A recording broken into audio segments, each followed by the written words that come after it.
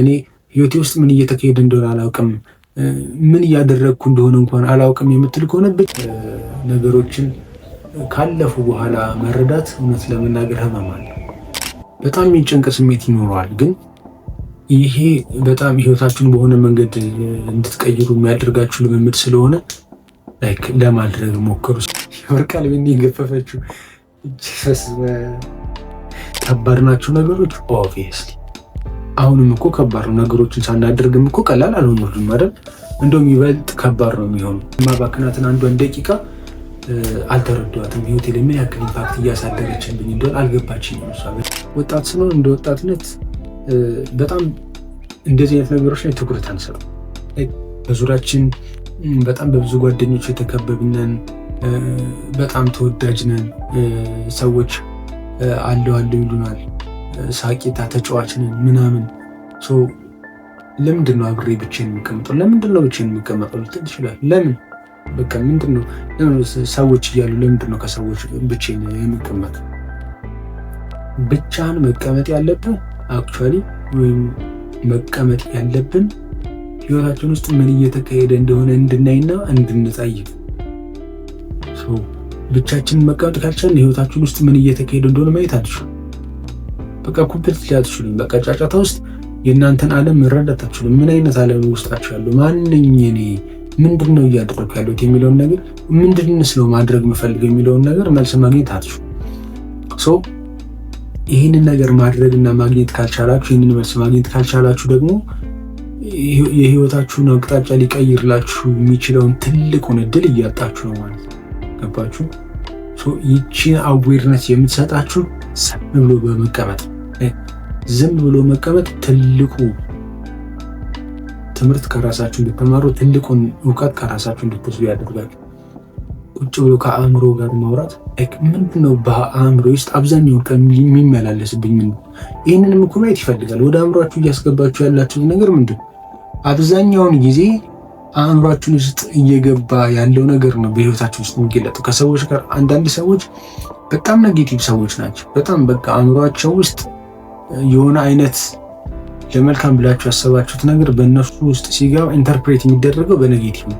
ይህ ፀጉር ሰንጣቂ የሚባል አይነት በቃ ምንም እንከን የማይገኝለት ነገር ፈልገው ግን የሆነ እንከን ይፈልጋሉ። ከዛች ውስጥ በጣም ኔጌቲቭ የሆኑ ሰዎች አሉ።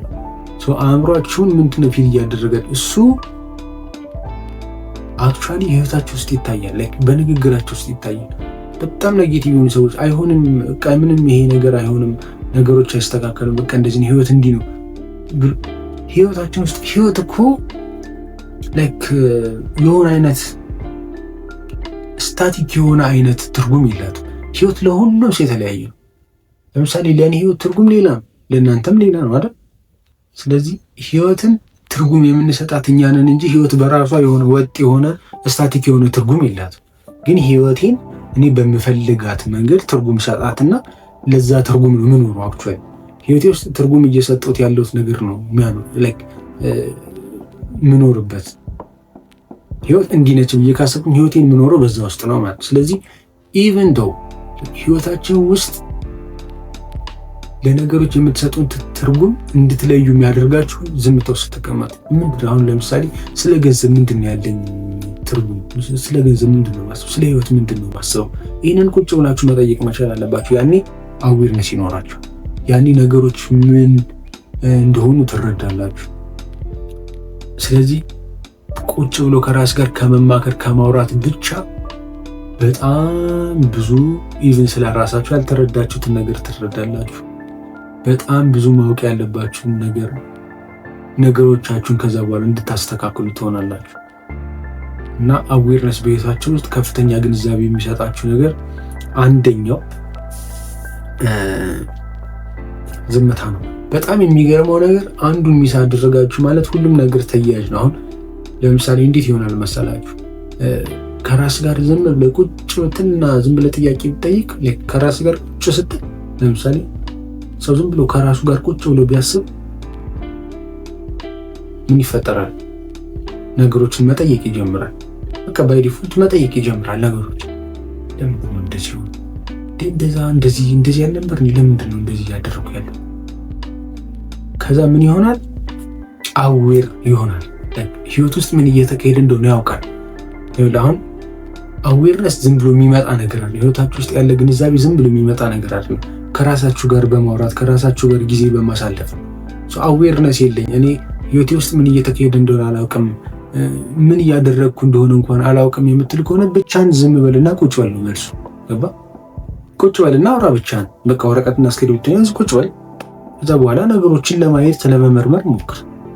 ልክ ይሄኛውን ነገር በዝምታ ውስጥ ስትሆኑ አዌርነስ ታገኛለች። ህይወታችሁ ውስጥ ምን እየተካሄደ እንደሆነ ታውቃላችሁ። በህይወታችሁ ውስጥ ዝም ብላችሁ ስትቀመጡ መጠየቅ ትጀምራላችሁ። ልክ መጠየቅ ስትጀምሩ ደግሞ በህይወታችሁ ውስጥ አዌርነስ ይኖራችሁ። የአዌርነስ ደግሞ የሆነ አይነት ኮንሽስነስ እንዲኖራችሁ ያድርጋል። ቆም ብላችሁ ነገሮችን እንድታዩ። አክቹዋሊ በራሴ የህይወት ጆርኒ ውስጥ አንድ ያየሁት ነገር አብዛኛውን ታይም ከራሴ ጋር ቁጭ ብዬ አወራ ነበር። ሰው ቁጭ ብሎ ከራስ ጋር ማውራት መጻፍ በጣም ወዳለሁኝ።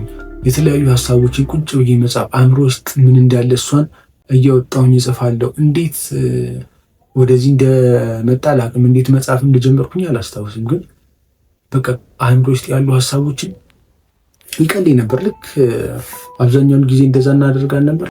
ሀሳቦችን እየጻፉኝ ሁሉ እየቀደድኩ ጥላቸው ነበር። በዛ መንገድ ትልቅ ሪሊፍ አገኝ ነበር። ስትረስ የሚቀልኝ ነበርና እንደዛ የተጀመረ ጁስ ነው። ጊቭ ሚ ጁስ ስትል አስደነገጠችኝ ሲሪየስሊ። እና እንደ ስልኬ አይ ቲንክ 25% በታች ሲሆን ባትሪው ጊቭ ሚ ጁስ ይላል እና የወርቃል ምን የገፈፈችው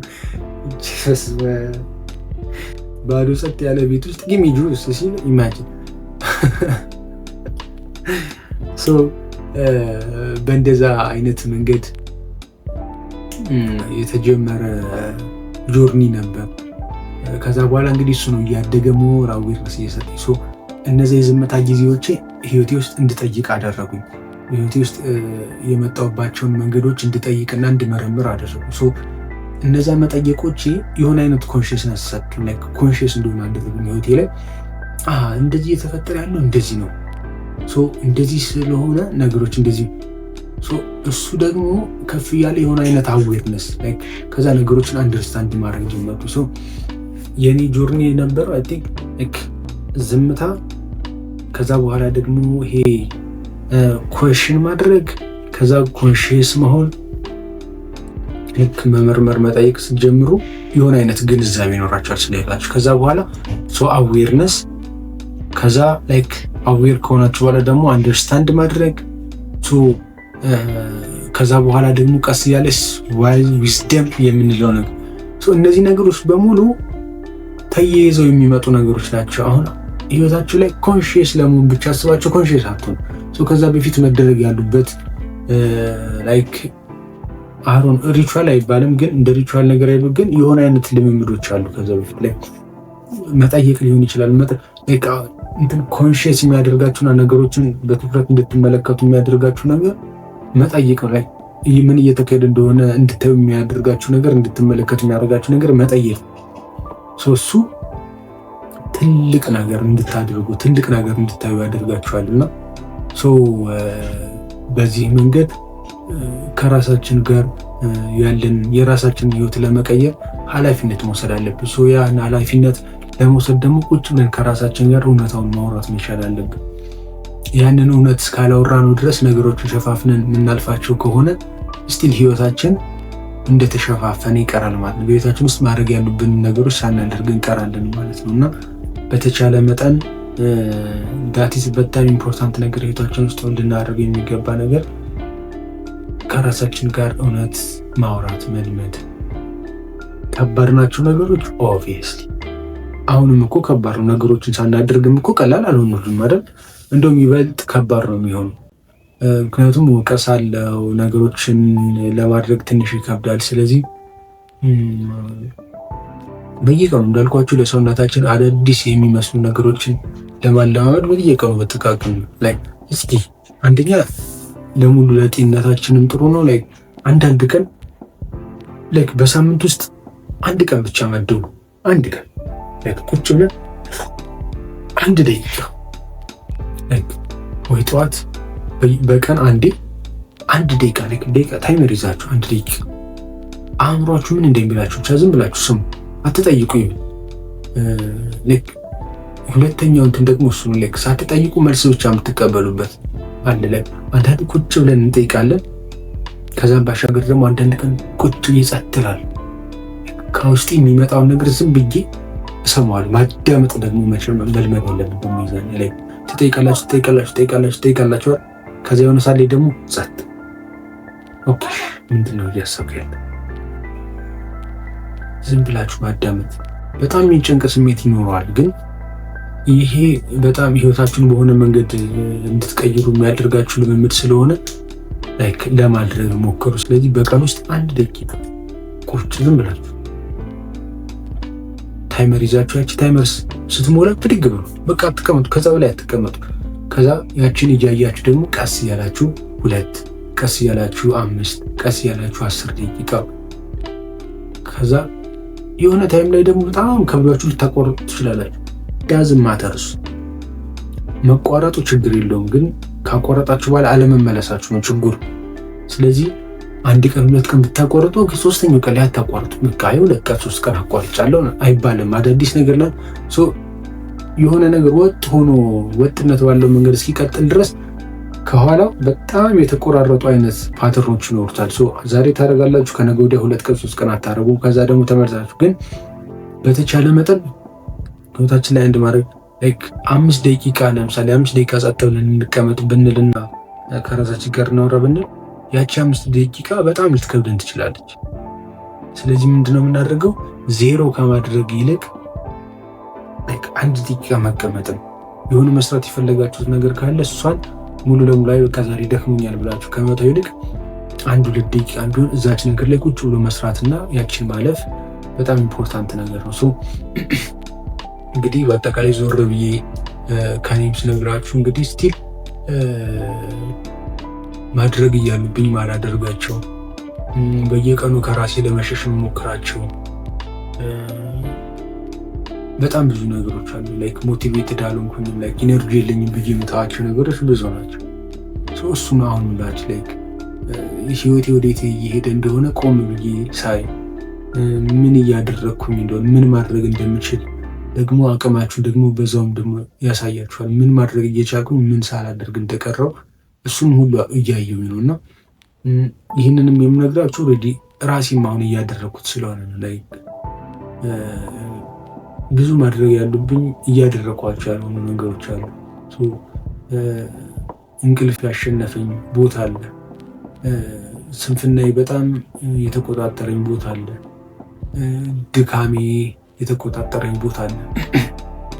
ግን እነዚህ ነገሮች ነገ እኮ የሚያልፉ ነገሮች ናቸው። ግን የማይመለሰውን ጊዜን ግን እያሳጡኝ ነው። ነገ አልፎ በሌላ ሁኔታ እንደሚተኮር እርግጠኛ። ምክንያቱም ጊዜያዊ ስሜቶች ናቸው፣ ጊዜያዊ ሁኔታዎች ናቸው እነዚህ።